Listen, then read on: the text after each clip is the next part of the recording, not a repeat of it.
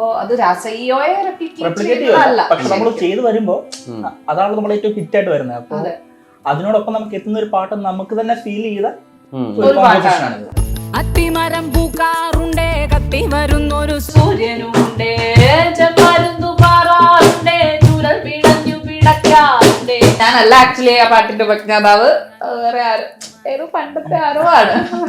ഞാനത് എടുത്ത് പാടി എന്ന് മാത്രമേ ഉള്ളൂ. അതിനെ നമ്മളൊരു റിവർക്ക് ചെയ്തപ്പോ ബാൻഡിന് വർക്കായി ഭയങ്കര എന്താ പറയാ, ഭയങ്കര അക്സെപ്റ്റൻസ് കിട്ടിയ ആ പാട്ട്. രാസയ്യോ രാജ രാസയ്യാരോ രാജകുമാരക, രാസയ്യോ രാജ രാസയ്യാരോ രാജകുമാരക, ಇಲ್ಲಿ ಮುಳ್ಳೋ ನರಗ ಮುಳ್ಳೋ ശേഷം വഗമമ നരക തോബോ.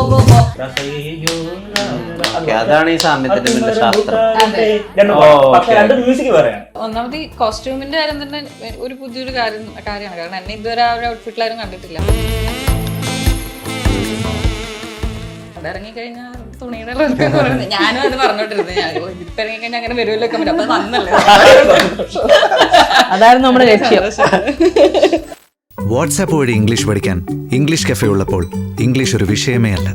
English cafe presents you the perfect English. English cafe, we present you the perfect English. WhatsApp now 9633888575. Visual beauty ഉള്ളൊരു മ്യൂസിക്കൽ പീസിനപ്പുറത്തേക്ക് കുറച്ചുകൂടി സാമൂഹിക പ്രതിബദ്ധത കൂടിയുണ്ട് അത്തിമരം എന്ന ആൽബം സോങ്ങിന്. അഖില ഭാർഗവൻ ഫീച്ചർ ചെയ്യുന്ന സോങ്ങിന്റെ പിന്നിൽ പ്രവർത്തിച്ചിട്ടുള്ള ഒരു ടീമാണ് നമ്മോടൊപ്പം ചേരുന്നത്. അരവിന്ദ് ഉണ്ട്, ഭദ്രയുണ്ട്, ശ്രീരഞ്ജിനി ഉണ്ട്. നമസ്കാരം. നമസ്കാരം. എന്തായിരിക്കും എനർജി ഇല്ലാത്തത്? അഖില, എപ്പോഴാ ഈ ഇങ്ങനെ ഒരു കൺസെപ്റ്റ് വരെ പറയണേ? എന്റെ അടുത്ത് ഈ സോങ് അയച്ചു തന്നു, എന്നിട്ട് കേട്ടു നോക്കാൻ പറഞ്ഞു. അപ്പൊ കേട്ടു നോക്കിയപ്പോ ഭയങ്കര രസമുണ്ട്. ഇതിന്റെ ബീറ്റും പിന്നെ ചേച്ചിയുടെ വോയിസും എല്ലാം മൊത്തത്തിൽ വരുന്ന കോറസ് എല്ലായാലും ഭയങ്കര ഭംഗിയുണ്ട്, മ്യൂസിക്കും ഒക്കെ. അപ്പൊ ഫസ്റ്റ് കേൾക്കുമ്പോ തന്നെ നമുക്ക് ഒരു താളം നമുക്ക് വരും. അപ്പൊ അത് കേട്ടപ്പോ തന്നെ ഇഷ്ടമായി. അപ്പൊ തന്നെ പ്രതിഭയുടെ അടുത്ത് പറഞ്ഞു എനിക്ക് ഓക്കെയാണ് ചെയ്യാന്ന് പറഞ്ഞു. എന്തുകൊണ്ടായിരിക്കും അത്തിമരം എന്നുള്ളൊരു കാര്യം തീമായി കൊടുത്തത്? വേറെ മരങ്ങളുണ്ടല്ലോ. അല്ല, ബേസിക്കലി നമ്മൾ തീം കൊടുത്തപ്പോ സുദീപേട്ടനാണ് മ്യൂസിക് ചെയ്തിരിക്കുന്നത്. അപ്പൊ സുദീപേട്ടൻ അല്ലെങ്കിൽ നമ്മുടെ ടീമിനകത്ത് ഒരു കാടെന്ന കോൺസെപ്റ്റ് ആണ് നമ്മളിത് കൊടുത്തത്. ഓക്കെ, ഒരു കാടെന്ന കോൺസെപ്റ്റ് ആണ്. അപ്പം സത്യം പറഞ്ഞാൽ ആദ്യം ട്യൂൺ ചെയ്ത ശേഷമാണ് എഴുതാൻ കൊടുക്കുന്നത്. ഓക്കെ, അതിനുശേഷം അതിലേക്ക് വരികയായിരുന്നു. ട്യൂണാണ് ആദ്യം ഉണ്ടായത്. സുദീപ് പാലനാണ് മ്യൂസിക് കമ്പോസർ. ഓക്കെ, അപ്പോ നിങ്ങൾ കേട്ടോളൂ, എനിക്ക് മനസ്സിലായി, അദ്ദേഹത്തെ എനിക്കറിയാം. പാടിയ ആൾ തന്നെയാണ് ഭദ്രേച്ചി. അപ്പൊ നമ്മളുടെ ഒരു ടീം വർക്കിൽ ഇങ്ങനെ ഒരു പാട്ട് ചെയ്യുമ്പോൾ ലൈക്ക് അതുമായിട്ട് നമുക്ക് മാച്ച് ചെയ്യുന്ന, അല്ലെങ്കിൽ ആ രാസയ്യ പോലെ തന്നെ നമുക്ക് എത്തിപ്പെടാൻ പറ്റണം, അല്ലെങ്കിൽ അത്രയും ഒരു റീച്ച് കിട്ടണം, അല്ലെങ്കിൽ അത്ര ഒരു ക്വാളിറ്റി നമുക്ക് സൗണ്ടിങ് വരണം എന്നുള്ളൊരു ടാർഗറ്റ് നമുക്ക് ഉണ്ടായിരുന്നു ഈ പാട്ട് ചെയ്യുമ്പോൾ. പക്ഷെ മൊത്തത്തിൽ എല്ലാം കൂടെ വന്നപ്പോൾ അതെല്ലാം സെറ്റായി. പിന്നെ അഖില ഇതിലേക്ക് വരുന്നു. അപ്പോൾ വിഷ്വലി അത് ഭംഗിയായി. അമോഷാണ് ക്യാമറ ഇരിക്കുന്നത്. അപ്പം മൊത്തത്തിൽ അതൊരു ടീം വർക്കിന്റെ ഭാഗമായിട്ടാണ് ഇപ്പോൾ നമുക്ക് ഈ റിസൾട്ട് വന്നിരിക്കുന്നത്. ഈ രാസയ്യക്കുള്ള ഒരു ഫോക്ക് ടച്ച് ഉണ്ടല്ലോ, അങ്ങനെ വെറുതം പോലെ അടിച്ചടിച്ചടിച്ച് അത് അതിനെ റെപ്ലിക്കേറ്റ് ചെയ്യണമെന്നോ അല്ലെങ്കിൽ അതിന്റെ ഒരു ഫ്ലേവർ വേണമെന്നോ ഒരു കോൺഷ്യസ് ഡിസിഷൻ ആയിരുന്നോ? അല്ല, ആക്ച്വലി നമ്മൾ കാടിനെ അറിയണമെങ്കിൽ അല്ലെങ്കിൽ അതിനെ പറ്റി അറിയണമെങ്കിൽ എനിക്ക് തോന്നുന്നു നമുക്കൊരു ഫോക്കിഷ് ജോണർ തന്നെ ആയിരിക്കും നല്ലത് എന്ന് വിചാരിച്ചിട്ടായിരിക്കണം സുദീപ് മ്യൂസിക് ചെയ്തത്. അപ്പം സുദീപ് മ്യൂസിക് ചെയ്ത് ആദ്യമേ NNDU ചന്ദ്രശേഖരൻ സാറിന്റെ അടുത്ത് പറയുമ്പോ തന്നെ കാടിനെ പറ്റി, അതായത് നമ്മൾ എത്രത്തോളം കാടിനെ മിസ് ചെയ്യണു അതൊക്കെയാണ് കൂടുതലും വേണ്ടത്, കാടിനെ പറ്റി കുറച്ചും കൂടി പറയണം എന്ന് അത്രേ ഉദ്ദേശിച്ചിട്ടുണ്ടായിരുന്നുള്ളൂ. അപ്പൊ അതുകൊണ്ട് തന്നെ ആ ഒരു ഫോക്കിഷ് സാധനമായിരിക്കും അവിടെ നല്ലത്. ഒരു മെലഡി അല്ലെങ്കിൽ വേറൊരു അടിച്ചുപൊളി എന്നേക്കാൾ കൂടുതൽ ഒരു ഫോക്കിഷ് ഫ്ലേവർ ഉള്ള ഒരു മ്യൂസിക് ആയിരിക്കും നല്ലതെന്ന് സുദീപിന് തോന്നിയിട്ടാണ് സുദീപ് അത് ചെയ്തത്. അപ്പോ അത് രാസയ്യോയെ റെപ്ലിക്കേറ്റ് അല്ല, പക്ഷെ നമ്മൾ ചെയ്ത് വരുമ്പോ അതാണ് നമ്മൾ ഏറ്റവും ഹിറ്റ് ആയിട്ട് വരുന്നത്. അപ്പൊ അതിനോടൊപ്പം നമുക്ക് എത്തുന്ന ഒരു പാട്ട് നമുക്ക് തന്നെ ഫീൽ ചെയ്ത ഒരു കോമ്പോസിഷൻ ആണിത്. ഇപ്പൊ കമ്പയർ ചെയ്യാൻ പറ്റുന്ന രണ്ട് വേൾഡിൽ എക്സിസ്റ്റ് ചെയ്യണ കാര്യം. എന്നാലും ഇപ്പൊ ഈ രജനീകാന്തിന്റെ ഒക്കെ ഇൻട്രോ മ്യൂസിക് വരില്ല, അപ്പൊ ഏതൊരു സാധനം ഉണ്ടല്ലോ, അത് എല്ലാ അദ്ദേഹത്തിന്റെ പാട്ട് തീം മ്യൂസിക്കിന് അറിഞ്ഞോ അറിയാതെയോ വരും. അതുപോലെ രസയ്യയുടെ ചെറിയ സാമ്യമുണ്ട് ഇതിന്, ഈ പാട്ടിന്റെ ബീറ്റുകൾക്ക്. അത് ആ ഫോക്കിഷിന്റെ അവസ്ഥയാണ്. ബേസിക്കലി നമ്മൾ 6/8 പോകുന്നുണ്ടായിരിക്കും. അതെ അതെ, ഒരു ബീറ്റിന്റെ ഒരു കൗണ്ടിലാണ്. അതായത് നമ്മൾ റിതം നമ്മൾ നോക്കുമ്പോ ഇതെല്ലാം 6/8 ആണ്. അങ്ങനെ നമ്മൾ നോക്കുവാണെങ്കിൽ ഫോക്കുള്ള പാട്ടുകളെല്ലാം അപ്പൊ പാട്ടിനുമായിട്ട് നമ്മള് കമ്പോസിഷന് എന്താ പറയാ സിമിലാരിറ്റി ഇല്ല, ഋതത്തിൽ സിമിലാരിറ്റി ഉണ്ട്. ഇങ്ങനെ പോകുമ്പോൾ നമുക്ക് പാട്ട് പാടാം, ഇത് പാടാം, അതാണ് ഈ സാമ്യത്തിന്റെ ശാസ്ത്രം. പക്ഷെ രണ്ട് മ്യൂസിക് വേറെയാണ്. അപ്പൊ അതിനകത്തൊരു മിസ്കമ്മ്യൂണിക്കേഷൻ ആൾക്കാർക്ക് പോകാൻ പാടില്ല, ഇത് സെയിം മ്യൂസിക് ആണെന്നുള്ളത്. അല്ല, ഋതം സെയിം ആണ്, ഋതം പാറ്റേൺ അല്ലെങ്കിൽ ഋതം ഫോളോ ചെയ്യുന്ന സൈക്കിൾ സെയിം ആണ്. അതാണ് സംഭവം. ഈ ആളുകൾ മ്യൂസിക് കമ്പോസ് ചെയ്യുന്ന സമയത്ത് സിംഗറിനെ ഇൻസ്പയർ ചെയ്യാൻ വേണ്ടിട്ട് കുറെ ബ്രീഫ് ഒക്കെ കൊടുക്കുമല്ലോ. എങ്ങനെ ഇപ്പൊ ഉദാഹരണത്തിന് പറയുകയാണെങ്കിൽ ചിത്ര ചേച്ചിയുടെ ഈ കൃഷ്ണന് വേണ്ടിയിട്ടുള്ള ഏറ്റവും വലിയൊരു പ്ലീ എന്നുള്ള രീതിയിലാണ്, ഏറ്റവും വലിയൊരു പ്രാർത്ഥന എന്നുള്ള രീതിയിലാണല്ലോ നന്ദനത്തിലെ ഏറ്റവും അവസാനം വരുന്ന ആ പാട്ട് അതിനുള്ള ബ്രീഫ് കൊടുക്കുന്നത്. അപ്പൊ അതുപോലെ ഈ പാട്ടിന് അങ്ങനെ എന്തെങ്കിലും ബ്രീഫ് ഉണ്ടായിരുന്നോ? എനിക്ക് ആക്ച്വലി ആ ലിറിക്സും സുദീപ് പാടിയിട്ടാണ് ഞാൻ ഈ പാട്ട് ആദ്യം ട്രാക്ക് അദ്ദേഹമാണ് പാടുന്നത്. അദ്ദേഹമാണ് പാടിയത് ആക്ച്വലി. അപ്പൊ സുദീപ് ഇത് പാടി തന്നപ്പോ തന്നെ അതിനകത്ത് 50% ഉണ്ടായിരുന്നു. അപ്പം എന്താണ് അതിന്റെ ഫീല്, ആ പാട്ടിന്റെ ലിറിക്സ് കുറച്ച് അങ്ങനത്തെ റിതമിക് ആണ്, പിന്നെ അതിന്റെ പാട്ടിന്റെ ലിറിക്കും ഏകദേശം ഒരു ടൺ ട്വിസ്റ്റർ പോലെയൊക്കെയാണ്. അപ്പൊ ഇതെല്ലാം കൂടി വന്നപ്പം ആക്ച്വലി നമുക്ക് ഏകദേശം ഒരു കൈൻഡ് ഓഫ് ഇത് കിട്ടുമല്ലോ, ഒരു കിക്ക് കിട്ടി, അങ്ങനെ പാടിയതാണ്. പിന്നെ ഭദ്രയുടെ ശബ്ദം എന്ന് പറഞ്ഞാൽ ഇത്തരം പാട്ടുകൾക്ക് ഭയങ്കര ബ്യൂട്ടിഫുൾ ആയിട്ടുള്ള വോയിസ് ആണ്. ഇങ്ങനത്തെ പാട്ട് വേറെ ആര് പാടുന്നേക്കാളും ഭദ്രയുടെ ശബ്ദത്തിൽ കേൾക്കുമ്പോൾ ഭയങ്കര രസമാണ്. ഈ പാട്ടൊക്കെ ആയാലും ഇത്തരത്തിൽ ഒരു ഫോക്കിഷ് സ്റ്റൈൽ വരുന്ന പാട്ടൊക്കെ ഭയങ്കര രസമാണ്. അതാണ് നേരെ സുദീപ് ഭദ്രയെ സെലക്ട് ചെയ്തതും. ഇങ്ങനത്തെ അതിനകത്ത് സുദീപ് എഴുതിയിരിക്കുന്ന ഫേസ്ബുക്കിൽ പറഞ്ഞിരിക്കുന്ന Bhadra you are the best എന്ന് പറഞ്ഞിട്ടാണ് അതിനകത്ത് കൊടുത്തിരിക്കുന്നത്. ഈ അഖിലനെ ഇതുവരെ കാണാത്ത രീതിയിൽ നമ്മുടെ ഏറ്റവും അവസാനത്തെ ഇന്റർവ്യൂവിനകത്ത് പറഞ്ഞിട്ടുണ്ടായിരുന്നു ഗ്രാമവും അന്തരീക്ഷവും നാടുകളിൽ നിന്ന് കറക്റ്റ് ആയിട്ട് മോഡേൺ ആയത് എന്നുള്ള രീതിയിൽ ഇപ്പോഴാ മനസ്സിലായത്. ഔട്ട്ഫിറ്റ്സിനെ അങ്ങനെ കാറ്റഗറൈസ് ചെയ്യാൻ പാടില്ല, എന്നാൽ പോലും അതിനുള്ള കോസ്റ്റ്യൂംസ്, നിങ്ങള് ഈ സോങ്ങിന് ത്രൂ ഔട്ട് പിടിച്ച് ചെയ്തിട്ടുള്ള ആറ്റിറ്റ്യൂഡ്, അതിനകത്ത് തന്നെ എന്താണ് ഈ ജലാശയത്തിലൊക്കെ നോക്കുമ്പോ അവരുടെ ഒരു പാസ്റ്റ് ലൈഫ്, അങ്ങനെ കുറച്ച് സമയമുള്ളൂ, 5 മിനിറ്റ് അടുത്തുള്ള അതിൽ ഒരു കൺവേ ചെയ്തിട്ടുണ്ട്. പുതിയതായിട്ട് എന്തെങ്കിലും ചെയ്തതുപോലെ ഒരു ഫീലിംഗ് തോന്നിയോ ഷൂട്ട് ചെയ്ത സമയത്ത്? പുതിയതായിട്ട് എന്താ വെച്ചാൽ ഒന്നാമത് ഈ കോസ്റ്റ്യൂമിന്റെ കാര്യം തന്നെ ഒരു പുതിയൊരു കാര്യമാണ്. കാരണം എന്നെ ഇതുവരെ ആ ഒരു ഔട്ട്ഫിറ്റിലാരും കണ്ടിട്ടില്ല, അതൊന്നാമത്തെ കാര്യം. പിന്നെ ഇതിന്റെ തീം പറയുമ്പോ തന്നെ പറഞ്ഞതൊരു ചൈൽഡ്ഹുഡ് ട്രോമ ഉള്ള ഒരു കുട്ടിയാണ്. അത് ആ കുട്ടി തിരിച്ചാദ്യ സ്ഥലത്തോട്ട് പോകുമ്പോ, അത് കുട്ടീന്റെ ഒരു ഫ്രണ്ടിനെ കാണാൻ പോകുമ്പോ ആ ഒരു സ്ഥലവും ട്രോമയൊക്കെ ഇയാളുടെ ഉള്ളിലുണ്ട്. അപ്പൊ അങ്ങനെ അഭിനയത്തില് പുതിയ എന്തെങ്കിലും കൊണ്ടുവന്നിട്ടുണ്ടോ എന്ന് വെച്ചാൽ എനിക്കത്. എത്ര ദിവസം ഷൂട്ട് ചെയ്തു? 2 ദിവസം. എവിടെ ശരിക്കും സ്ഥലം? ചിമ്മിനിട. കൊറേ നടന്നല്ല അങ്ങോട്ടും. പക്ഷെ ഭയങ്കര ഭംഗിയുള്ള ഒരു സ്ഥലമാണ്. കുറെ പേര് ഇതിന്റെ ലൊക്കേഷനെ പറ്റിയാ അധികം പറഞ്ഞിരിക്കുന്നത്. ബ്യൂട്ടിഫുൾ ലൊക്കേഷൻ എന്ന് പറഞ്ഞിട്ട് 2 കിലോമീറ്റർ നടന്നു. കാടിന്റെ ഉള്ളിലേക്ക് എനിക്ക് തോന്നുന്നു 2-3 കിലോമീറ്റർ കാറിന് പോകണം. അത് കഴിഞ്ഞിട്ട് പിന്നെ അകത്തേക്ക് പിന്നെയും നമ്മൾ പോകണം. നമ്മൾ ഫോറസ്റ്റ് ഗാർഡ് ഒക്കെ വന്നിട്ടാണ് നമ്മളെ കൊണ്ടുപോയത്. അതായത് റേഞ്ച് ഇല്ല, ഒന്നുമില്ല, വേറെ ഒരു ലൈഫാണ് അതിന്റെ ഉള്ളിൽ. 2 ദിവസം ഒന്നുമില്ല, ഭയങ്കര അടിപൊളിയായിരുന്നു, ഫുൾ നേച്ചർ. ഈ സലിംകുമാർ പറയാം മുംബൈ തെരുവുകളിലൂടെ അതുപോലെയായിരുന്നു. പിന്നെ കുറെ പാമ്പ് അങ്ങനത്തെ പക്ഷെ നമ്മള് രാവിലെ പോയ സമയത്ത് പേടിച്ചു പോയില്ലേ? ഞങ്ങള് 3 പേരും ഒരു വണ്ടിയിലായിരുന്നു. പോകുമ്പോ എവിടെയാന്നൊരു പിടിയില്ല, പോയിക്കൊണ്ടിരിക്കുക. ചെന്നപ്പോ പറഞ്ഞു, അതായത് ആദ്യം ലൊക്കേഷൻ ഫിക്സ് ചെയ്ത സ്ഥലത്ത് നിന്ന് അവര് മാറ്റി. അത് പറഞ്ഞു അതിക്കൂടെ ഇപ്പൊ ആന പോയിട്ട് മാറ്റിയത്. അത് കണ്ടപ്പോഴേ ഞങ്ങളുടെ പകുതി ജീവൻ കൈ പിടിച്ചിട്ടാണ് ഷൂട്ട് ചെയ്തത്. പാടാവോ നമുക്ക്?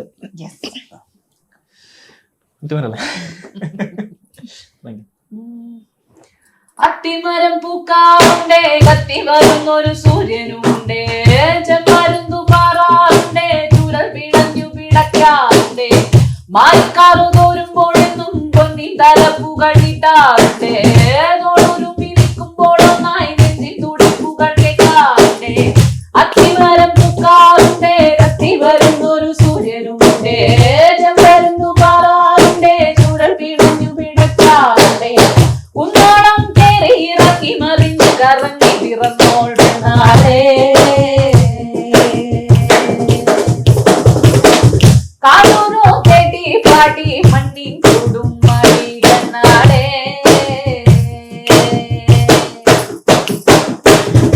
കലമ്പി കരഞ്ഞ് കലങ്ങിയ മുത്തണിക്കൊമ്പും മുറിഞ്ഞൊരു നാളിലും കണ്ണീരിനാറ് അടച്ചു തിളച്ചത് 2 കരഞ്ഞ് നൊമ്പരത്തിയായി മുവന്തിയേറ്റത്തിലൊരില ഇരില പൂവാങ്കുരുന്നില നൊമ്പര എന്തോരെണ്ണം എന്തോരെണ്ണം തണിക്കുമ്പം മുറിഞ്ഞൊരു നാളിനും കണ്ണീരിനാഥ കാലത്ത് തിളച്ചത് രണ്ട് കരകളെ നൊമ്പരത്തിയായി പൂവന്തിയേറ്റത്തിലൊരിലയില പൂവാങ്കുരുന്നില നൊമ്പരത്താരില കണ്ണുമടച്ച് മടങ്ങുന്ന നാമ്പുകൾ എന്തോരെണ്ണം എന്തോരെണ്ണം. ഓ നൈസ്. ഈ ഈ പാട്ടിന്റെ ഇത് റെൻഡറിങ് മൊത്തം കേട്ട് കഴിഞ്ഞിട്ട് ഫസ്റ്റ് ആയിട്ട് ആളുകൾ എന്തൊക്കെ അഭിപ്രായം ഇപ്പൊ പറയുന്നത്? അയ്യോ അങ്ങനെ ചോദിച്ചാൽ മിക്കവരും ഈ ഫോക്കിഷ് ആണ്, ഈ ഫോക്കിഷ് ഫ്ലേവറിനെ പറ്റി നേരത്തെ ചേച്ചി പറഞ്ഞ പോലെ തന്നെ അതിനെ പറ്റിയാണ് കൂടുതലും എനിക്ക് കിട്ടിയ നല്ല ഫീഡ്ബാക്ക്. അതെ, ഞാൻ പാടിയതിന്. പിന്നെ സുദീപിന്റെ മ്യൂസിക് വെച്ച് നോക്കുമ്പോൾ അൾട്ടിമേറ്റ്. ഈ സുദീപിന്റെ ഏറ്റവും വലിയൊരു ഏരിയ അദ്ദേഹത്തിന് ഒരു സ്ഥലത്ത് കൂടെ ലോക്ക് ചെയ്യാൻ പറ്റുന്നില്ല എന്നുള്ളതാ. അപ്പൊ ചാരുലത ചെയ്തിട്ടുള്ള ആളാണ് ഇത് ചെയ്തത്. നമുക്ക് ഭയങ്കര വേഴ്സറ്റാലിറ്റി ഉള്ളതല്ലേ ഇത്. ഈ അദ്ദേഹം ഈ ട്യൂണുകൾ ഉണ്ടാക്കുന്നതും അല്ലെങ്കിൽ ഇപ്പൊ ചില സമയത്ത് അവിടെ പോയിട്ടൊക്കെ ട്യൂണിലൊക്കെ വ്യത്യാസമൊക്കെ വരുത്തുന്ന രീതിയുണ്ടല്ലോ. അദ്ദേഹത്തിന്റെ ഒരു വർക്ക് സ്റ്റൈൽ എങ്ങനെയാ? അല്ല, ബേസിക്കലി ഈ വർക്കില് നമ്മൾ ഈ അത്തിമരം വർക്ക് ചെയ്യുമ്പോൾ, അതായത് ഞാന് നമ്മുടെ കീബോർഡ് പ്രോഗ്രാം ഉണ്ട് രാമു, പിന്നെ സുദീപൻ, ഞങ്ങൾ ഒരുമിച്ചാണ് സാധനം കമ്പോസ് ചെയ്യുന്നത്. ലൈക്ക് ഇതിന്റെ ട്യൂണിലേക്ക് വരുന്നത്. അതിന്റെ ഒരു ബേസിക് സ്ട്രക്ചർ ഉണ്ട്. അപ്പൊ പിന്നെ സ്റ്റാർട്ടിങ് തൊട്ടുള്ള സാധനത്തിൽ നമുക്ക് എല്ലാവർക്കും ഒരു ഫ്രീഡം തരുന്നുണ്ട് സുദീപേട്ടൻ. അതിപ്പം നമ്മൾ ഈ പാട്ടിന് സ്റ്റാർട്ടിങ് നമ്മൾ ആ ഒരു അപ്പം നമുക്കത് വേണേൽ ഷേക്കറിൽ വായിക്കാം, അല്ലെങ്കിൽ വേറെ എന്തെങ്കിലും പ്രോഗ്രാം ചെയ്യാം. പക്ഷെ ഇത് നമുക്ക് ആ ജംബയുടെ മേളിലുള്ള ആ ഒരു ടോണാണ് നമ്മൾ യൂസ് ചെയ്തിരിക്കുന്നത്. വെറുതെ ജംബയിൽ നമ്മൾ ജസ്റ്റ് ഇങ്ങനെ സ്ക്രാച്ച് ചെയ്യണം. അപ്പൊ അത് ചെയ്യുന്നുണ്ട്. പിന്നെ അതിനകത്തുള്ള ബാക്കിയുള്ള ഒരു എലമെന്റ് വരുന്നുണ്ട്. ഇപ്പൊ നമ്മൾ ആ നത്തുകലൻ ഒന്ന് പഠിക്കാൻ ഈ ഒരു സാധനം പോകുന്നുണ്ട്. അപ്പൊ അതിനിടയ്ക്ക് ഒരു ചെറിയൊരു ലാഫ് പോലെ ഇതൊരു ഫണ്ണ്. ആക്ച്വലി ഇത് നമ്മൾ എങ്ങനെ ആ റെക്കോർഡിംഗ് പ്രോസസിന്റെ ഫണ്ട് എന്ന് പറഞ്ഞാല്, ഇപ്പൊ ഞങ്ങള് അവിടെ വർക്ക് ചെയ്യുമ്പോഴാണ് പോലും ചുമ്മാ തമാശയൊക്കെ പറഞ്ഞായിരിക്കും വർക്ക് ചെയ്യുന്നത്. അത് സീരിയസ്നെസ് ആയിരിക്കില്ല. ചിലപ്പോൾ നമ്മൾ റെക്കോർഡ് ചെയ്യുമ്പോൾ പ്രോപ്പർ ആയിരിക്കും, പക്ഷെ അതിനിടയ്ക്ക് ഒരുപാട് ഫണ്ട് കാര്യങ്ങളൊക്കെ നമ്മൾ ചെയ്യും. അപ്പൊ അതിനിടയ്ക്ക് ഞാൻ ചിരിയാണ് നമ്മൾ റെക്കോർഡ് ചെയ്തത്. ഇത് പറഞ്ഞപ്പോ എടാ ഇത് കൊള്ളാലോ, എന്നാ നമുക്ക് ഇത് ചെയ്യാന്ന് പറഞ്ഞ് എടുത്താണ്. പക്ഷെ അത് ആ പാട്ടിനത് വർക്കായിട്ടുണ്ട്. നിങ്ങൾ ലാസ്റ്റ്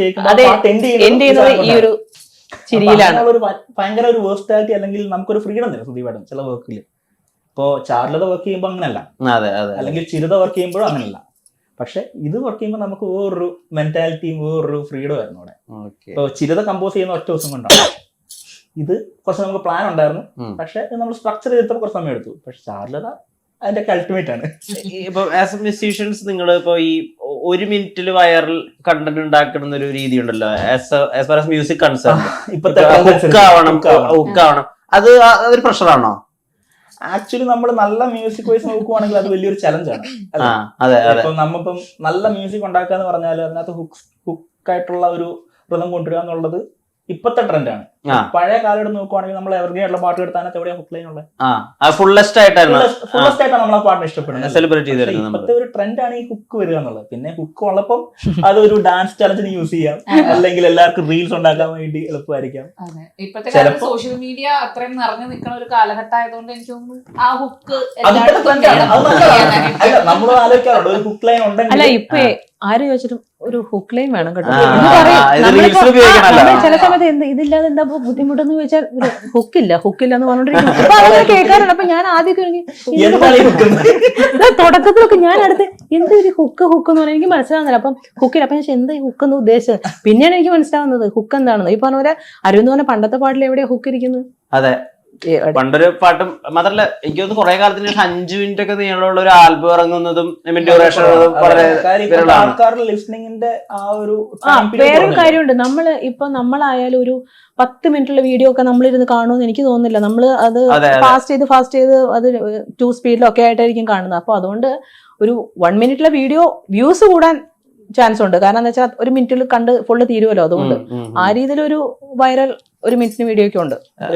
ഇതിൽ മറ്റേ ക്ലീഷേ ഫേസ്ബുക്ക് അമ്മാവൻ കമന്റ് ഒക്കെ ഉണ്ട് ശ്രദ്ധിച്ചിരുന്നത്. മറ്റേ സിനിമയിൽ ഹിറ്റ് ആയതോടുകൂടി വസ്ത്രത്തിന്റെ ഇറക്കം കുറഞ്ഞു വന്നു എന്നൊക്കെ പറഞ്ഞിട്ട് അതിന് അവരെന്നെ അവിടെ ഇവിടെ തല്ലുകൂടുന്നൊക്കെ ഉണ്ട് കമന്റ് അവിടെ. ഭയങ്കര ഡിസ്കഷൻ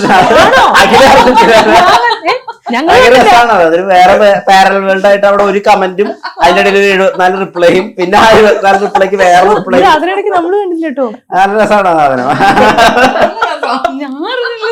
ഞങ്ങളാരും അറിഞ്ഞില്ല. അതായത് സിനിമയിൽ ഹിറ്റ് ആയതോടുകൂടി ആ കുട്ടിയുടെ വസ്ത്രത്തിന് ഇറക്കം, അതായത് ഷോർട്സ് ഇട്ടിട്ടാണല്ലോ, കാലുകൾ കാണാമല്ലോ, അതാണ് അദ്ദേഹം ഉദ്ദേശിച്ചത്. അതൊരു ക്ലീഷേ ഡയലോഗ് അല്ലേ ഇപ്പൊ?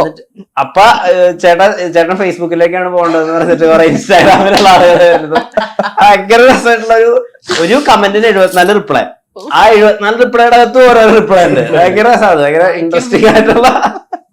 എന്തെങ്കിലും ഇൻഹിബിഷൻ ഉണ്ടായിരുന്നോ? കോസ്റ്റ്യൂം ഇതാണ്, മറ്റേ നാടൻ ബാധിക്കും, അങ്ങനെ ഉണ്ടായിരുന്നോ? ഇല്ല എനിക്ക് അങ്ങനെയൊന്നും ഉണ്ടായിരുന്നില്ല. ഇത് ആക്ച്വലി കോസ്റ്റ്യൂമിന്റെ ക്രെഡിറ്റ് കംപ്ലീറ്റ് പ്രതിഭേട്ടനും പിന്നെ നമ്മുടെ ആമോഷേട്ടനാണ് പോണത്. അപ്പൊ പ്രതിഭേട്ടൻ എന്റെ അടുത്ത് ഇങ്ങനെ എന്തായാലും നിന്നെ ഇതുവരെ ആരും കാണാത്ത ഒരു രീതിയിൽ എനിക്ക് ഇതിൽ പ്രസന്റ് ചെയ്യണം എന്നുണ്ട്. അത് നിനക്ക് എന്തായാലും ഭയങ്കര ഒരു ചേഞ്ച് ആയിരിക്കും. അത് തന്നെയാണല്ലോ എനിക്കും വേണ്ടത്. അതായത് ഏത് രീതിയിലും ഇപ്പൊ എന്നെ ഇപ്പൊ ഒരു നാടൻ രീതിയിൽ തന്നെ പ്രസന്റ് ചെയ്ത് പോകുന്നതും അതിൽ നിന്നൊരു ചേഞ്ച് ഉണ്ടാവുന്നത് എനിക്കും നല്ലതാണെന്ന് തോന്നിയിട്ടുണ്ട് കരിയറിന്. പിന്നെ പടം ഇറങ്ങിക്കഴിഞ്ഞാൽ തുണിയുടെ പറയുന്നത് ഞാനും അത് പറഞ്ഞോണ്ടിരുന്നത്. ഇതിപ്പോ ഇറങ്ങിക്കഴിഞ്ഞാൽ അങ്ങനെ വരുമല്ലോ ഒക്കെ അപ്പൊ നന്നല്ലേ, അതായിരുന്നു നമ്മുടെ ലക്ഷ്യം. നമ്മളിങ്ങനെ കാണാവൂന്ന് സോഷ്യൽ മീഡിയ സ്പേസസിൽ കുറച്ച് ആളുകൾ തീരുമാനിക്കുന്നത് ഭയങ്കര നെഗറ്റീവ് ആയിട്ടുള്ള ഒരു കാര്യമല്ലേ? അത് അതിന്റെ ഏറ്റവും ഗ്രാവിറ്റി കുറഞ്ഞൊരു റിയാക്ഷൻ ആയിരിക്കും അനുഭവിച്ചിട്ടുണ്ടാവുക. കൂടെയുള്ള ആളുകളൊക്കെ അതിന്റെ ഭയങ്കര ഡിഗ്രി കൂടിയതാ അനുഭവിച്ചിട്ടുണ്ടാവുക. അത് നിങ്ങൾ എങ്ങനെയാ ഓവർകം ചെയ്യാ? മൈൻഡ് ചെയ്യാണ്ടിരിക്കുകയാണോ ചെയ്യണം? മൈൻഡ് ചെയ്യാണ്ടിരിക്കും. ഇപ്പൊ ഞാൻ പറഞ്ഞില്ല, ഇപ്പൊ ഞാൻ ഇതിന്റെ കമന്റ്സ് ഒന്നും വായിച്ചു നോക്കാൻ പോയിട്ടില്ല സത്യം പറഞ്ഞ. പണ്ടൊക്കെ ഇപ്പൊ ഒരുപാട് ബോഡി ഷേമിങ് കിട്ടിയിട്ടുണ്ട് എനിക്ക്. ഇപ്പൊ ഫസ്റ്റ് പടം ഇപ്പൊ അനുരാഗ് ആയാലും ആ സമയത്തൊക്കെ ഞാൻ ഭയങ്കര മെലിഞ്ഞിട്ടായിരുന്നു. അപ്പൊ ആ സമയത്ത് കുറെ ബോഡി ഷേമിങ് ഒക്കെ കിട്ടുമ്പോ ഇപ്പൊ നാട്ടിൽ നിന്നായാലും വീട്ടിൽ നിന്നായാലും ഈ ഇൻഡസ്ട്രിയിൽ നിന്നായാലും മെലിഞ്ഞ് എന്നുള്ള റീസൺ കൊണ്ട് പല അവസരങ്ങളും പോയിട്ടുമുണ്ട്. അപ്പൊ അങ്ങനെയുള്ള കമന്റ്സ് ഒക്കെ വരുമ്പോ വായിച്ചിട്ട് ഭയങ്കരമായിട്ട് ഡൗൺ ആയിരുന്നിട്ടുണ്ട് ആ ഒരു സമയത്ത്. അപ്പൊ പിന്നെ ഞാൻ ആലോചിച്ചു എന്തിനാ, അതിന്റെ ആവശ്യമൊന്നുമില്ല, ഞാൻ തന്നെ എന്നെ നോക്കിക്കഴിഞ്ഞാൽ പിന്നെ എനിക്ക് വലിയ പ്രശ്നമൊന്നും ഉണ്ടാവുന്നില്ലല്ലോ. അപ്പൊ നന്നായിട്ട് ഓവർകം ചെയ്യുക, അത്രേ ഉള്ളൂ. മൈൻഡ് ചെയ്യാണ്ടിരിക്കുക. നമ്മളിത് വായിച്ച് വിഷമിച്ചിരുന്നോണ്ട് നമുക്കൊരു കാര്യമില്ല, നമ്മൾ വെറുതെ ചുമ്മാ ഡൗൺ ആവുന്നേ ഉള്ളൂ. അവര് കമന്റ് ഇട്ടു, അവര് പോയി, പിന്നെ അവർക്കൊന്നും ഇതിനെ പറ്റി ചിന്തിക്കാനുണ്ടല്ലോ. നമ്മൾ അതുപോലെ മെയിൻ ചെയ്യാണ്ടിരിക്കും, അത്രേ ഉള്ളൂ. ബോഡി ഷേമിംഗ് ആകില്ല എങ്ങനെ അഡ്രസ് ചെയ്യാ? ഞാൻ എവിടെയും അഡ്രസ് ചെയ്യില്ല. അല്ല, അത് ഇപ്പൊ ഫ്രണ്ട് സർക്കിളിലായാലും അല്ലെങ്കിലും ഒരാളുടെ ബോഡീനെ നമ്മൾ കുറ്റപ്പെടുത്തേണ്ട കാര്യമില്ലല്ലോ. ഇപ്പൊ ഞാനിപ്പോ മെലിഞ്ഞിരിക്കുന്നുണ്ടെങ്കിൽ അത് ചിലപ്പോ എന്റെ ബോഡി ടൈപ്പ് അങ്ങനെ ആയതുകൊണ്ടാണ്. അതിപ്പോ എനിക്ക് വണ്ണം ചിലപ്പോ ഞാൻ ഉള്ളിൽ ചിലപ്പോ വിഷമിക്കുന്നുണ്ടാവും, അയ്യോ വണ്ണം വെക്കുന്നില്ലല്ലോ. പക്ഷെ എന്നാലും അത് മറ്റൊരാള് പറഞ്ഞ് കളിയാക്കേണ്ട കാര്യമില്ല. ചിലപ്പോ ഇപ്പൊ മെലിഞ്ഞ ഒരാള് വണ്ണം വെക്കാൻ നന്നായിട്ട് കഷ്ടപ്പെടും. അതുപോലെ തടിച്ചിരിക്കുന്ന ഒരാൾ, വണ്ണം വെച്ചിരിക്കുന്ന ഒരാൾ മെലിയാനും നന്നായിട്ട് കഷ്ടപ്പെടുന്നുണ്ട്. ഇത് രണ്ടും നല്ല ബുദ്ധിമുട്ടുള്ള കാര്യമാണ്. അത് നമുക്ക് മാത്രമേ കളിയാക്കാൻ എളുപ്പമാണ്. പിന്നെ ഈ കളിയാക്കുന്ന ആൾക്കാരും എല്ലാം ആൾക്കാരാവണം. എനിക്ക് തോന്നുന്നു ഇപ്പൊ സോഷ്യൽ മീഡിയയില് നമുക്ക് നല്ലതെന്ന് തോന്നുന്നു, മറ്റുള്ളവർക്ക് മോശം, മറ്റുള്ളവർക്ക് മോശം തോന്നി നമുക്ക് നല്ലത്. അപ്പൊ ഓരോരുത്തരുടെ അഭിപ്രായങ്ങൾ അനുസരിച്ച്. അപ്പൊ ബോഡി ഷേമിന് മാത്രമല്ല, ചില പാട്ട് നമുക്ക് ഭയങ്കര ഇഷ്ടമുള്ള പാട്ടായിരിക്കും, പക്ഷെ അത് ചില തലമുറയ്ക്ക് എന്തൊരു പാട്ടാന്ന് പറയുന്നേക്കാം. അപ്പം ഇപ്പത്തെ ഇഷ്ടങ്ങളൊക്കെ പണ്ട് നമ്മൾ പറയില്ലേ അമ്മയെ കൊന്നാലും 2 വർഷം തോന്നില്ല. ഇപ്പൊ എല്ലാം കുറച്ച് നെഗറ്റീവ്സിനെ പൊക്കി അതൊരു പ്രശസ്തിയിലേക്ക് കൊണ്ടുപോവുക, ആ ലെവലിൽ പോകുന്നുണ്ട്. അപ്പൊ അതുകൊണ്ട് ഇഷ്ടങ്ങളൊക്കെ ഇപ്പം നമുക്ക് പറയാൻ പോലും പറ്റില്ല. അപ്പൊ ചില നല്ല സിനിമ എന്ന് പണ്ട് എല്ലാവരും പറഞ്ഞുകൊണ്ടിരുന്നത് നല്ല സിനിമ എല്ലാവർക്കും നല്ല സിനിമയായിരിക്കും. പക്ഷെ ഏതെങ്കിലും ഒരാൾ അതിനിടയിൽ ഒരു നെഗറ്റീവ് ഇട്ടാൽ തീർച്ചയായിട്ടും ആ നെഗറ്റീവിനെ സപ്പോർട്ട് ചെയ്യാൻ സ്ഥലമില്ല. അതുകൊണ്ടായിരിക്കും സോഷ്യൽ മീഡിയയുടെ ഒരു പിന്നെ വേറൊരു കാര്യമുണ്ട്. ഞാൻ അല്ല അഭിപ്രായ സ്വാതന്ത്ര്യം. പിന്നെ എന്താ വെച്ചാൽ എപ്പോഴും ഇപ്പൊ ഞാൻ ശ്രദ്ധിച്ചുകൊണ്ടിരിക്കുന്ന സോഷ്യൽ മീഡിയയില് ഒരു നെഗറ്റീവ് കണ്ടാല് അതിനെ സപ്പോർട്ട് ചെയ്ത് ആ നെഗറ്റീവിലേക്ക് ചിലപ്പോ അയാൾക്ക് ചിലപ്പോൾ ഇഷ്ടപ്പെട്ടതായിരിക്കും, എന്നാലും നെഗറ്റീവ് എന്നാ കിടക്കട്ടെ കുറച്ച് നെഗറ്റീവ് പറഞ്ഞേക്കാം എന്ന് പറയുന്ന രീതിയിൽ പോകുന്ന ഒരു ട്രെൻഡ് ഇപ്പൊ സോഷ്യൽ മീഡിയയിൽ എപ്പോഴും കാണാം. അതിലൊരു വട്ടം വിനീത് ശ്രീനിവാസൻ ഒരു അനുഭവം പറഞ്ഞിരുന്നു. അതായത് അദ്ദേഹം ഇങ്ങനെ പറയൂലേ ഹെയ്റ്റർ ഇല്ലാത്ത നടൻ അങ്ങനെയൊക്കെ. എന്നിട്ട് ഈ മുകുന്ദനുണ്ണി അസോസിയേറ്റ്സിന്റെ ട്രെയിലർ ഇറങ്ങിയ സമയത്ത് ഒരാള് വന്നിട്ട് കമന്റ് ചെയ്തു, മലയാള സിനിമയിൽ ഹെയ്റ്റർ ഇല്ലാത്ത ഒരേ ഒരു നടന്നു. അപ്പൊ അതിന്റെ തൊട്ടടിയിൽ ഒരു തവണ ആരും ഹെയ്റ്റർ ഇല്ലായിരുന്നു, ഞാനൊരു ഹെയ്റ്റർ പറഞ്ഞാൽ മതി, പിന്നെ അതിനെ സപ്പോർട്ട് ചെയ്യാൻ ഒരുപാട് ആൾക്കാർ എന്തായാലും ഉണ്ടാവും. ഈ പ്രേമലുവിന്റെ പാരന്റിൻ റീച്ച് എങ്ങനെ മെയിൻറ്റെയിൻ ചെയ്യുന്നു? പ്രേമലുവിലെ ശേഷമുള്ള പാരന്റിൻ റീച്ച് അല്ല അത് ഭയങ്കര സർപ്രൈസിങ് ആയിരുന്നു സത്യം പറഞ്ഞാൽ. ഒരിക്കലും വിചാരിച്ചില്ല രാജമൗലി സാറിനെ കാണാൻ പറ്റുന്നു, വീണ്ടും ഹൈദരാബാദിലോട്ട് പോകുന്നു, അതുപോലെ അവിടെ ഇത്രയും ഹിറ്റ് ആവുന്നു. ഇപ്പൊ തമിഴ്നാട്ടിലായാലും അതൊന്നും നമ്മൾ എക്സ്പെക്ട് ചെയ്തതേ അല്ല. അപ്പൊ ഇതൊക്കെ സ്വപ്നം പോലെ ആയിരുന്നു പ്രേമലൂര് ശേഷമുള്ള കാര്യങ്ങളൊക്കെ. ഏറ്റവും അധികം കരിയറിൽ വിസിബിലിറ്റി കിട്ടിയിട്ടുണ്ടാവുക പ്രേമലുവിന് ശേഷമല്ല. ആണാണ്. എന്താ ആളുകൾ പുറത്തൊക്കെ പോകുമ്പോ പറയാറ്? പുറത്തൊക്കെ പോകുമ്പോ ഇപ്പൊ ചെറിയ കുട്ടികളാണ് മെയിൻ. എനിക്ക് തോന്നുന്നു പ്രേമലുവിന്റെ ഭയങ്കര ഫാൻസ്. അപ്പൊ ഈ ചെറിയ കുട്ടികളൊക്കെ കണ്ടു കഴിഞ്ഞാൽ കാർത്തിക ചേച്ചി അങ്ങനെ വന്ന് വിളിക്കും. ഇപ്പം ഞാൻ ഇപ്പൊ എന്തെങ്കിലും ഇൻസ്റ്റഗ്രാമിൽ എന്തെങ്കിലും പോസ്റ്റ് ഒക്കെ ഇട്ട് കഴിഞ്ഞാൽ അതിന്റെ താഴെ കാർത്തിക കാർത്തിക എന്ന് പറഞ്ഞിട്ടാണ് കമന്റ് ഇടുന്നത്. അപ്പൊ ക്യാരക്ടർ നെയിമില് ആൾക്കാരെ റെക്കഗ്നൈസ് ചെയ്യുന്നുണ്ടെന്ന് അറിയുമ്പോ സന്തോഷമുണ്ട്. ഈ പാട്ടിനോടനുബന്ധിച്ച് നമ്മൾ തുടങ്ങിയ കാര്യം ചോദിക്കുന്നുണ്ട്. ഈ റാസ ആ പാട്ട് അതെങ്ങനെയാ ഫോം ആയത്? അതിന്റെ തുടക്കം എങ്ങനെയാ? ഞാൻ സ്ഥിരം എനിക്ക് എന്താ പറയാ ഇന്റർവ്യൂസിൽ എന്നോട് ചോദിക്കുന്ന സ്ഥിരം അല്ല, അതിന്റെ ഐഡിയേഷൻ എനിക്ക് അറിയണ്ട. അതെങ്ങനെയാ പാട്ട് തുടങ്ങിയത്? ആക്ച്വലി അതൊരു എന്താ പറയാ വാമൊഴിയായിട്ട് വന്ന ഒരു ട്രൈബൽ സോങ് ആണത്. ഓ ഓക്കെ ഓക്കെ. അപ്പൊ അതെടുത്ത് നമ്മൾ റീവർക്ക് ചെയ്തേ ഉള്ളൂ. അപ്പം ഞങ്ങളുടെ ബാൻഡ് സ്റ്റോറി ടെല്ലർ എന്ന് പറഞ്ഞ ബാൻഡ് അപ്പം ഒരു ടിവിയിൽ ഒരു ഷോ ചെയ്യണം എന്ന് പറഞ്ഞപ്പോ, മ്യൂസിക് മോജോ ചെയ്യണം എന്ന് പറഞ്ഞപ്പോ തന്നെ ആദ്യം ഞാൻ ഈ പാട്ട് കൊണ്ടുവരുമ്പം ഞാൻ പറഞ്ഞില്ല ഇത് ചെയ്യണില്ല പാട്ടാണ്. ഷൂട്ട് ചെയ്യുന്നതിന് അന്ന് തന്നെ ഭദ്രേച്ച് പറയുന്നത് നമുക്ക് ഈ പാട്ട് വേണ്ട ഒഴിവാക്കിയ പാട്ടാ. അപ്പൊ സുദീപേട്ടനും ഗിറ്റാറിസ്റ്റ് ലിബോയ്, പിന്നെ ശങ്കർ ശർമ്മ ഇപ്പൊ മ്യൂസിക് ഡയറക്ടറാണ്. ഇപ്പൊ റീസെന്റ് ഇറങ്ങിയ ഗഗനാചാരി ഒക്കെ മ്യൂസിക് ഡയറക്ടർ ശങ്കറാണ്. അപ്പൊ ശങ്കർ അപ്പം സ്റ്റോറിന്റെ പാട്ടാണ്. അപ്പൊ ശങ്കറും ലിബോയും സുദീപനോട് വർക്ക് ചെയ്തുണ്ടാക്കിയ പാട്ടാണ് നിങ്ങളിപ്പോ കേൾക്കുന്നത്. ശരിക്കും അത് ഒരു രാജാവിനെ അല്ലെങ്കിൽ വീരന്മാരെ പാടുന്ന പാട്ടാണ്. എന്താ ശരിക്കും അർത്ഥം ചോദിക്കരുത്. രാജാവെന്നൊക്കെ ഇപ്പോഴും രാജാവിനെ വളർത്തുന്നു. അല്ല ഭദ്ര അല്ലെങ്കിൽ അവിടെ രാജാവൊക്കെ ഉണ്ട്. രാസകുമാരക അങ്ങനെ അതാണ് എനിക്കറിയില്ല. അതൊരു ട്രൈബൽ ലാംഗ്വേജ് ആണെന്നാണ് എനിക്ക് കിട്ടിയൊരു ഇൻഫർമേഷൻ. പക്ഷെ മീനിങ് ഇതുവരെ ഞാൻ പറഞ്ഞപ്പോ ഞാൻ വിചാരിച്ചു പക്ഷെ ഒഴിവാക്കിയ പാട്ടാണ്. ഇപ്പോഴും അറിയില്ല, അർത്ഥമൊന്നും അറിയില്ല അല്ലെ? മീനിങ് ഒന്നും അറിയില്ല. മീനിങ് ഒന്നും ചോദിക്കില്ല. അറിയണ്ട. ഞാൻ സംശയിക്കാം അന്ന് അത് എന്തുകൊണ്ടത് എന്തൊരു വൈറലായ പാട്ട്. അപ്പൊ എന്തുകൊണ്ടത് ഒഴിവാക്കാം? അത് അവിടെ ചോദിക്കണം.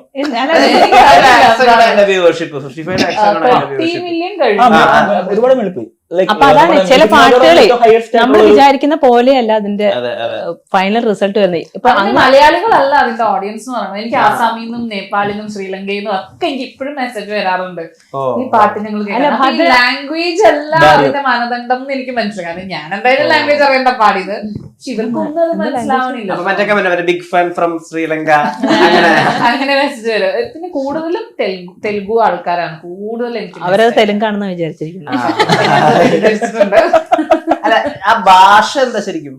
അത് എനിക്ക് കിട്ടിയ ഇൻഫർമേഷൻ വയനാട് ആ ഭാഗത്തുള്ള എന്തൊരു ട്രൈബൽ ലാംഗ്വേജ് ആണ്. അത് വാമൊഴിയായിട്ട് ഇങ്ങനെ വന്നത് കാരണം ആർക്കും ചോദിച്ച മീനിങ് ഒന്നും ഞാൻ കുറെ ഭാഷ എന്താന്നറിയില്ല, അർത്ഥം എന്താന്നറിയില്ല, പക്ഷെ പാട്ട് പാടിയത് ഞാനല്ല ആക്ച്വലി ആ പാട്ടിന്റെ ഉപജ്ഞാതാവ്. വേറെ ആരും ഏതോ പണ്ടത്തെ ആരോ ആണ്. ഞാനത് എടുത്ത് പാടി എന്ന് മാത്രമേ ഉള്ളൂ. അതിനെ നമ്മളൊരു റീവർക്ക് ചെയ്തപ്പോ ഭയങ്കര എന്താ പറയാ ഭയങ്കര അക്സെപ്റ്റൻസ് കിട്ടി ആ പാട്ടിന്. പാടാവോ? രാസയ്യോ രാജ രാസയ്യാരോ രാജകുമാരക രാസയ്യോ രാജ രാസയ്യാരോ രാജകുമാരക രാസയ്യോ രാജ രാസയ്യാരോ രാജകുമാരക രാസയ്യോ രാജ രാസയ്യാരോ രാജകുമാരക ಇಲ್ಲಿ ಮುಳ್ಳೋ ನಾರಗ ಮುಳ್ಳೋ ಶೇಷಂವಾಗ ಮಮ ನಾರಗ ತೋಬೋ ಇಲ್ಲಿ ಮುಳ್ಳೋ ನಾರಗ ಮುಳ್ಳೋ ಶೇಷಂವಾಗ ಮಮ ನಾರಗ ತೋಬೋ ರಾಸಯ್ಯೋ ರಾಜ ರಾಸಯ್ಯಾರೋ ರಾಜಕುಮಾರಗ ರಾಸಯ್ಯೋ ರಾಜ ರಾಸಯ್ಯಾರೋ ರಾಜಕುಮಾರಗ ಕುತ್ತುಳುಗುಳ ಉದಿರಿಯ ನೋಡಾಲಿ ನಿಮ್ಮ ದಾರಿಗ ನನ್ನ ನೀಲೆ ಕುತ್ತುಳುಗುಳ ಉದಿರಿಯ ನೋಡಾಲಿ ಗುತ್ತುಳುಗುಳ ಉದಿರಿಯ ನೋಡಾಲಿ ನಿಮ್ಮ ದಾರಿಗ ನನ್ನ ನೀಲೆ ಕುತ್ತುಳುಗುಳ ಉದಿರಿಯ ನೋಡಾಲಿ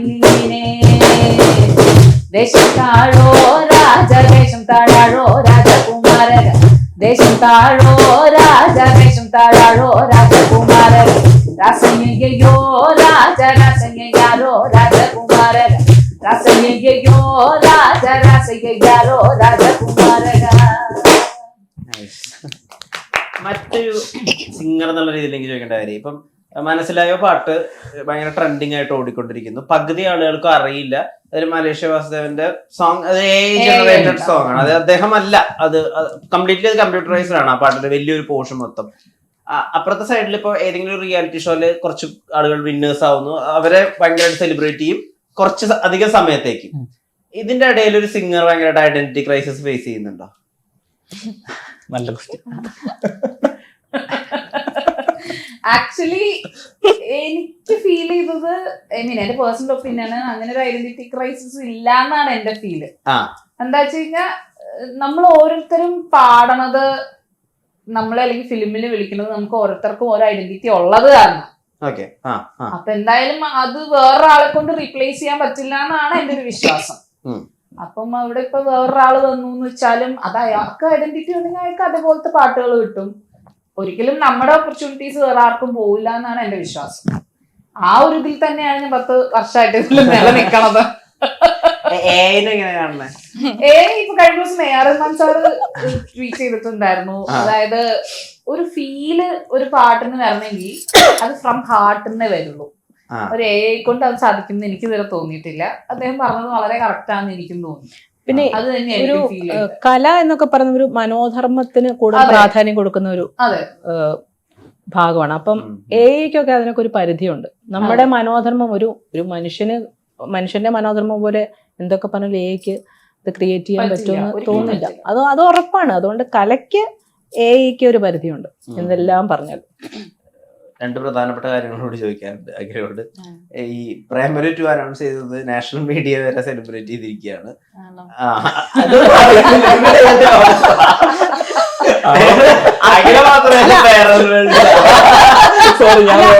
പല കാര്യങ്ങളും അറിയുന്നത് ഇപ്പൊ ഇവിടെ വരുമ്പോഴാണ്. മറ്റു സാധനം ഇൻസ്റ്റാഗ്രാമിലോട്ട് അതറിയാം.